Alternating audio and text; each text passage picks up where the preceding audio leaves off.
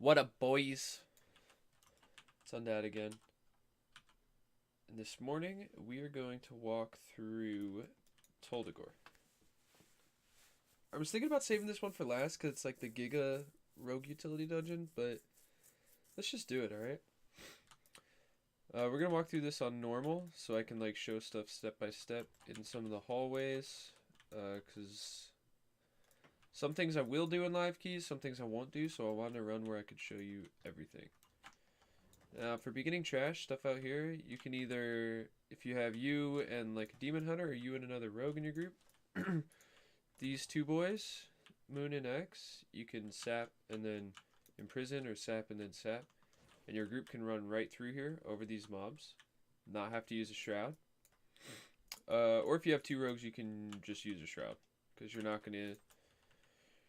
going to need a third shroud before your original one will come back up. And I'll show you where the typical shroud spots are this dungeon. For these mobs, parry blocks the squeeze as long as you are facing the squeeze. See, I'm not getting squeezed. As long as you're able to parry it, you will parry it. If you ever post up, if you do a giga pull like this, that's important to know, because eventually you're gonna run out. Like sometimes you'll do a pull outside. This is like fallen out of favor over the past couple months, mostly because mage has fallen out of favor. Doing the giga pull outside, I think, like has a lot to do with having a frost mage. Frost mage just makes it so much easier. And with mage kind of not really falling out of the meta, but with comps being more optimized and dropping the mage in most dungeons, you don't see that happen as much anymore. But if it does happen, just remember to parry squeezes and usually wait until you have like you're out of CCs. Like when you're out of AoE stuns and knocks and all that shit, then you'll parry to make sure you don't get squeezed. As for this boss, we just do Outlaw just does big fucking damage on this boss. Usually eventually you're gonna run dry on blade flurries for the ads. You're not gonna see ads here because I'm doing this on normal mode. But eventually you're gonna run dry so that you're only gonna have blade flurry active for 2 of the 3 ad waves. So you want to make sure you're gonna get the full value of your blade flurry when you use it, once it gets to that point.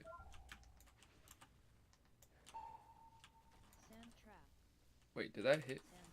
What the fuck? Did I run back in to get hit by it? Yeah, I did. I'll talk about the... I'm gonna let this boss not die, so I can show that again. But I gotta get my my hook back off cooldown before the upheaval. Alright, I should have it. You can also... I'm not gonna do this here, but speaking of the upheaval, not gonna do this here, but if upheaval is on you, you can vanish, and it will... The boss will just come back up and do 0 damage to anybody. So vanish should be your first priority if you get targeted by upheaval, not the dodge. Here, I hook at like 1.3 seconds. I always pre-feint just in case, because there's a little delay on hitting hook and then using it. So it's not as like the 1 second or the sub 1 second like blinks are. But that's that. You can dodge that every time. But you should use Vanish first. And you can also Cloak too. Cloak makes it do 0 damage. Upheaval is nature damage, so... Oh, wow. Cool. We got a 5 in a normal dungeon. And a 340 leech ring. Congrats to me. Do I wear that to get 60 more leech, dude? My set is pretty sick. Maybe, dude. It's like 2% leech. We'll eat some food before we go on. So Vanish should be your first priority. You can Cloak, depending on the key level. I like to Cloak just during Sandstorm to reduce some damage, like when the healer's trying to catch up from falling behind to something or other. I like to save Cloak for that. But you can Cloak the upheaval, it will do no damage to you. Or you can dodge. And obviously, if you're going to dodge with hook, I would pre-feint every time, just in case you fuck it up. If you pre-feint, you won't get one shot. Like, you don't die if you pre-feint. It's just the difference between taking a bunch of damage and 0 damage. These parasites are just little dick bags. And now we get into the stuff that Outlaw Rogue does, but Outlaw does very well. So we open that gate, so we don't have to do that other shit over there. You come up here. You sap this lad. You tag this lad. You parry. You let him come over here. You hook. You sprint. You vanish. And you skipped for your team. Meanwhile, your team run through. Usually they'll come up here. You'll sap. You can either sap blind here, or you can sap imprison, or you can sap, or whatever. Basically, if you have to sap blind, which means you don't have double sap. If you're not running double rogue, you're running like rogue demon hunter, rogue mage, or rogue some other bullshit. You want to sap blind the next set. Really, you probably want to kill this set if you're not with a demon hunter or a rogue. So if you're the only rogue in the group and you don't have a...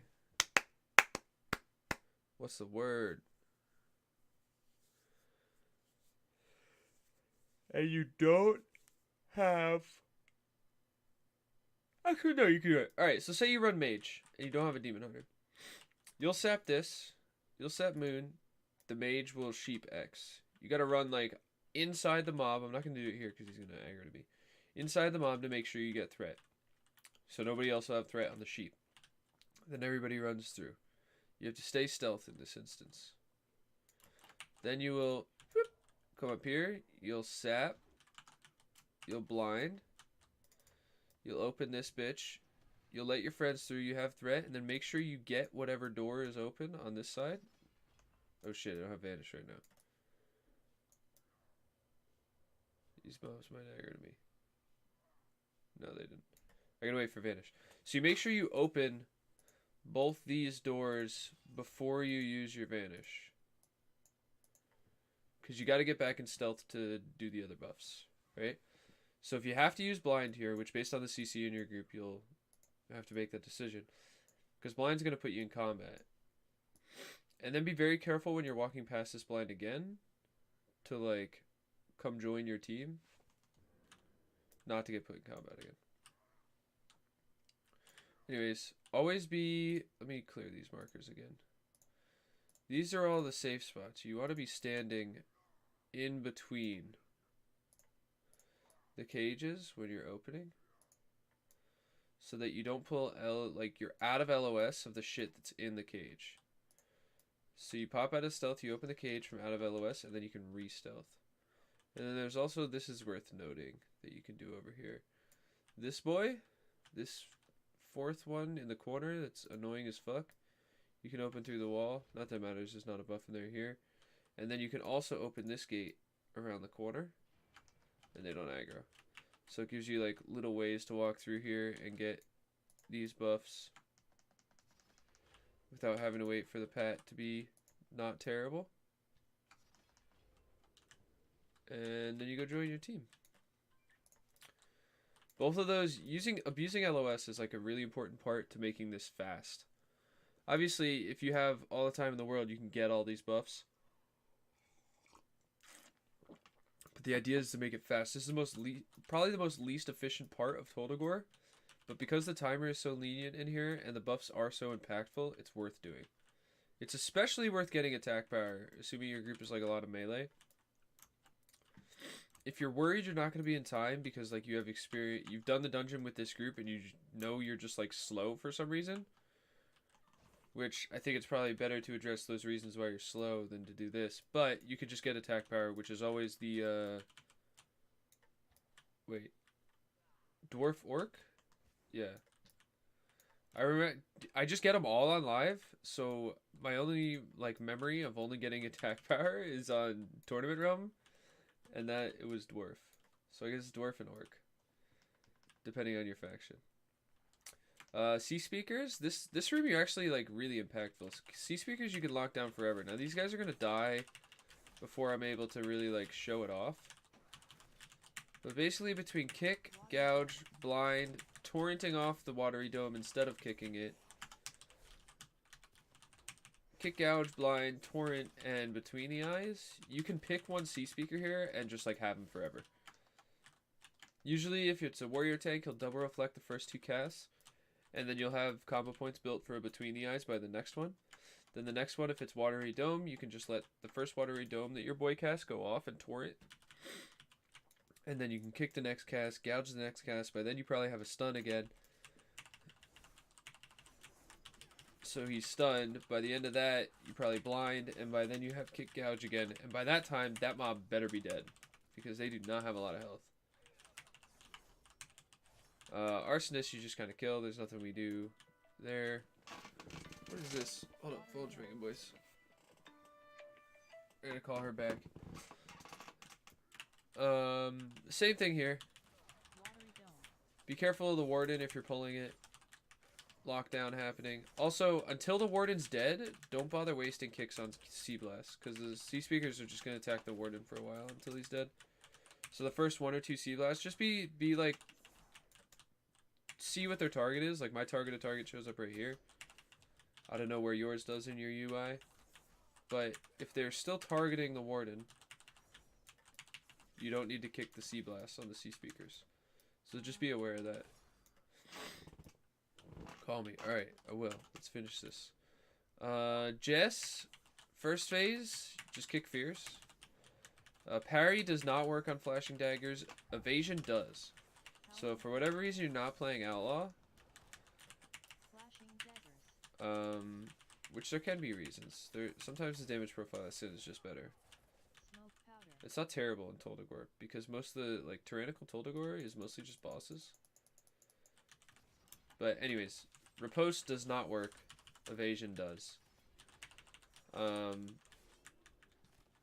Otherwise, you're just kicking stuff. Like, this is just a kick rotation boss. Bobby's actually not here on normal. I did this before to make sure I could actually do it, because I wasn't sure what the scaling was like in here. So we're not fighting Bobby. Important to note, these raiders, so the cages that the raiders were in, you can open before the boss encounter to fight them. And if you kill the raiders before you engage the boss, like if you open these cages to fight the raiders, because Rogue can open all these too, the raiders are worth count. If you fight them during the boss, they are not worth count. Also important to know,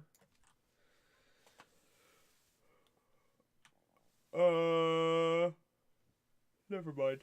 I don't know what I was gonna say there. But anyways, weeks like the Necrotic, it's worth. Bursting, it could be worth. Actually, I'll have to check in. I'll have to do a Tol Dagor this week. But I'm nearly certain that if they're boss enemies, like, so if you don't open the cages and Jess opens the cages, the raiders don't burst. They don't have on-death effects. If they're boss enemies. Or boss boys. Whereas, if you open the cages, they will burst. Or they will drop Sangren. Or they will bolster. They won't bolster if they're part of the boss encounter, though. However, they still do apply Necrotic. They're affected by Skittish. There's a lot of, like, weird rules with affixes. So typically it's Necrotic weeks that you open these lads up and get them out of here. That's the hardest week for this. This next pull, usually your tank pulls aside and does some shit with them, but I'm just going to kill it. Also important to know, ooh, Looter.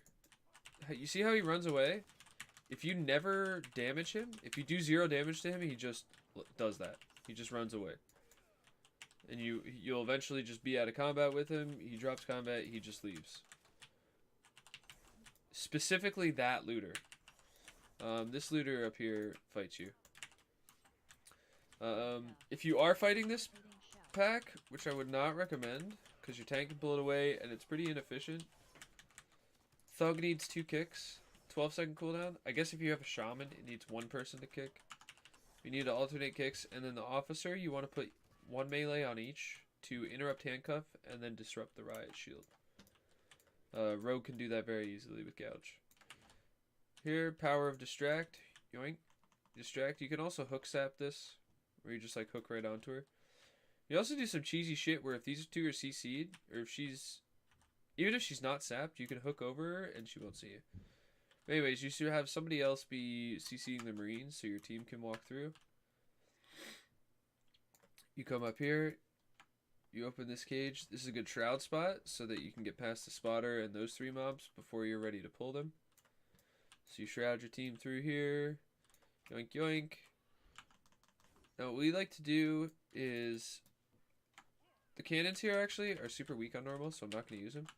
But I'll show you a lot of the sequencing that we like to do as far as like when we pull what. Is suppression fire going to hit that? No. So I'm going to be soloing or just like fighting a lot of these mobs here while I explain some shit.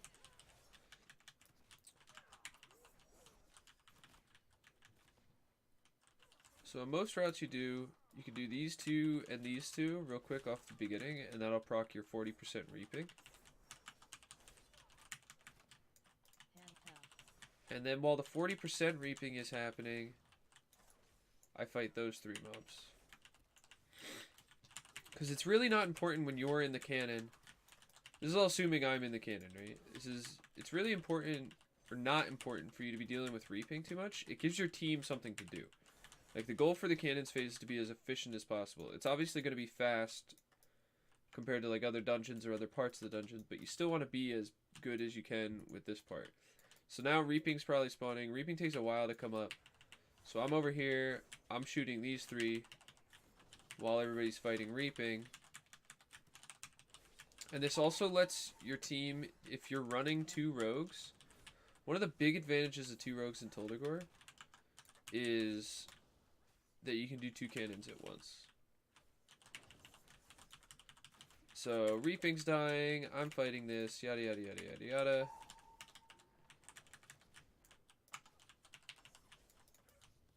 And then once this dies, and this set of reaping dies, if you have 2 rogues, the other rogue can run over here and can tricks the other DPS. So your other DPS, whatever it is, and your second rogue, run over here, you tricks the other DPS, and you can do this stuff, and it'll just try to run around the corner. The other DPS just LOSs it since it's tricked. So you're shooting all this shit, you're shooting this stuff, blah, blah, blah. And then it'll just run forever until you kill it. And it doesn't take very long to kill it anyway. So we're going to kill this stuff here, and then I'm going to show you some spots to pull mobs through the wall.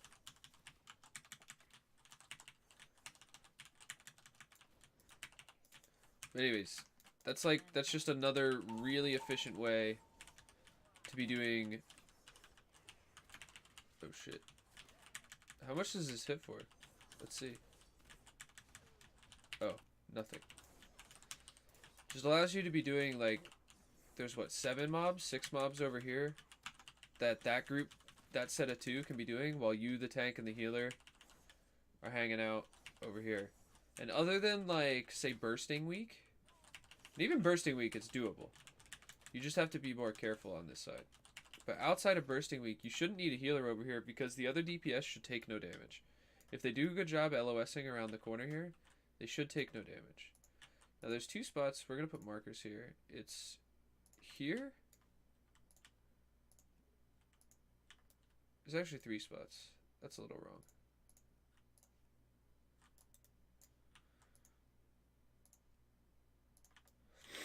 That you can pull some stuff through the wall. Most of them are not super useful. So the packs you get, I'll show you in MDT the packs you get. We'll color code them to make it easier to see here. So blue gets you this pack of 4.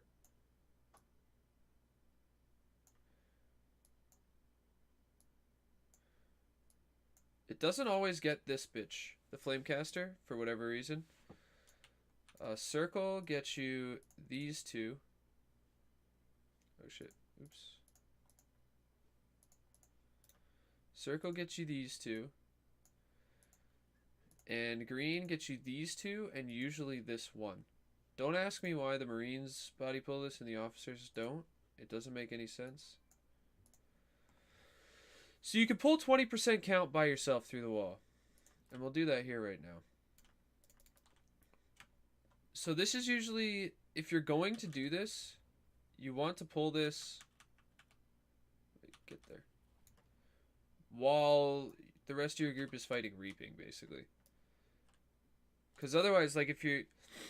It's not worthwhile... Oh, and this gets the spotter, too, if you haven't gone down already, but usually you've gone down. Oh, shit. So, pulling the shit through the wall, while it's neat, is not always super useful or super impactful. Because the only time that it's worth doing is when your tank isn't... Like, when your tank is preoccupied with something. Like fighting reaping. And a lot of times after the first reaping, which you already are doing something during, you're doing this 3-pack. After the first reaping, the next reapings come at times where, like, your tank, you're, like, still fighting mobs most of the time. Like, there's still real mobs active while the reaping is spawned and while the reaping dies. There's not a lot of downtime in between the reaping. Like, there's not a lot of time where you're not fighting any other actual mobs anyway. And it's not worth it for you to pull this. I guess you could tag it through the wall when it's safe for your tank, if that makes sense. Which would be like your tank has just got a bunch of the other shit on the other side. They're almost back up, and then you can tag it through the wall. And you can do like a giga set.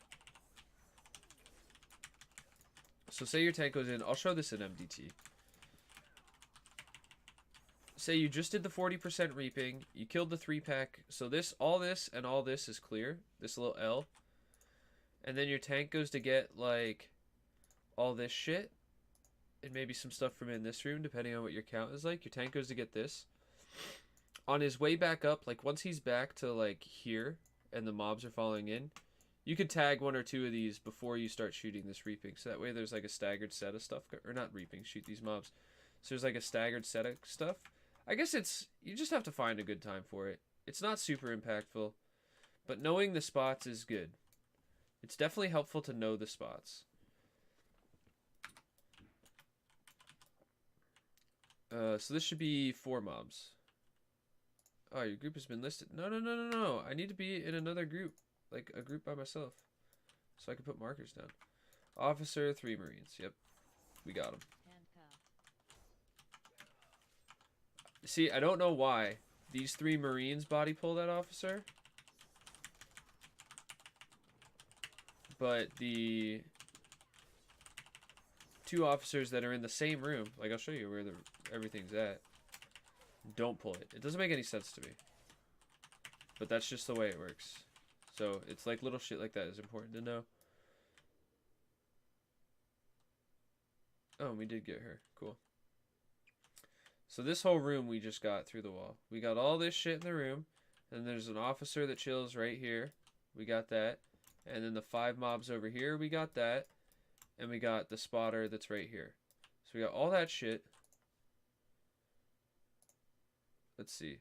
Let's get rid of that. And then blue. With blue, we got all this. So we got 24% count through the wall. That means your tank only has to tag stuff on the left. If you can find time for you to tag this and it's like actually worth. Which I guess you could do during the first reaping. During the first reaping, it would actually be a good time. So you're reaping, you kill the 3 mobs. The reaping's probably not dead yet. Everybody's kind of hanging out, hitting the reap and doing whatever. And you can start tagging all this shit through the wall. And if it's not like a bursting week, it shouldn't be too bad to get all that.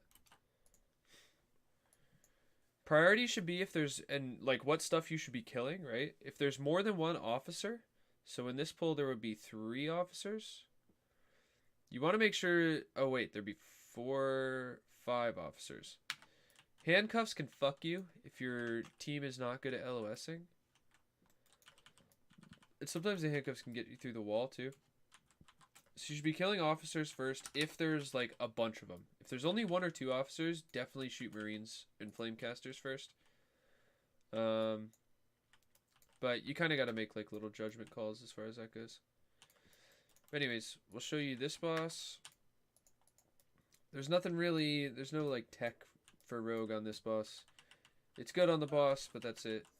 I'm not going to do it here, but if Fuse Lighter is on you and you're running with either a warrior or a monk, like Prot Warrior or Windwalker Monk, this Fuse Lighter cast is worth banishing. It's a slight DPS increase for the group. Because it'll recast on a new target. It might be you again, it might be somebody new.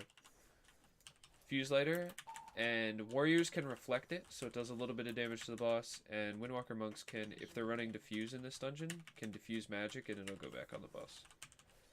So it's like, that's like extremely min-maxy, but worth doing. It doesn't cost you anything. You just vanish if it's on you. Other than that, your healer and tank are usually handling the barrels. If you have to help, you have to help. Power of Distract, you can also use Hook to get up close to this boy before you get the sap. Usually, you'll do some of this shit before you pull the boss with the cannons, and you'll save like one warden for the end. But if you don't kill these wardens beforehand, you can, with parry and vanish, you can do this skip for your group. So you parry as you're walking by, get out of here, your group runs through, yoink, you vanish, and then you fight the boss. And now, we did this on normal almost specifically because of this boss, so I could show you a bunch of places to stand. Because you don't get the stop moving shit. So usually your tank will have the boss like somewhere around Moon. Might be shifted one way or the other. But anyways, you can chill up here as Outlaw and still reach the boss. You can chill here as Outlaw and still reach the boss. You can chill out here as Outlaw and still reach the boss. So you can be like behind your homies to not hit them. You can be in this corner as Outlaw and still reach the boss. You can be all the way the fuck in here as Outlaw and still reach the boss. You can chill in here. There's a lot of places for you to be, and this up top one is my favorite. I like to be up top on either side. Because it means, one, I'm knocked back into the wall. So I don't have very far to move back into the boss. Two, I'm not crowding the other melee. So whatever other melee can do whatever they want.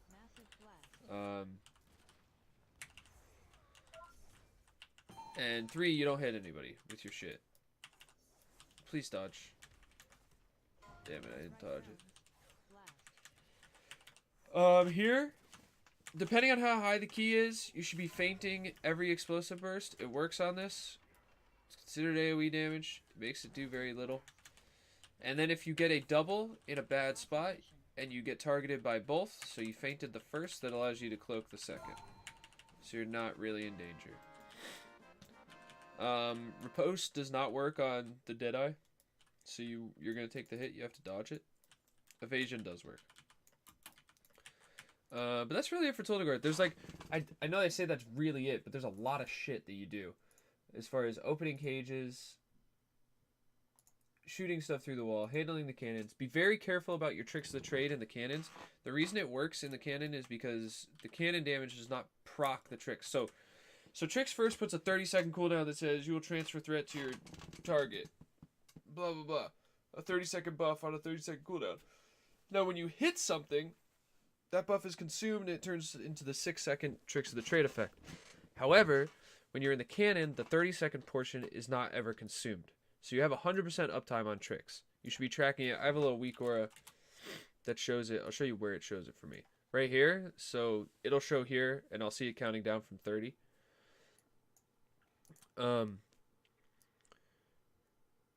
Now, if you attack anything without the cannon, so say you get out for some reason and just smack something, it'll consume your tricks buff.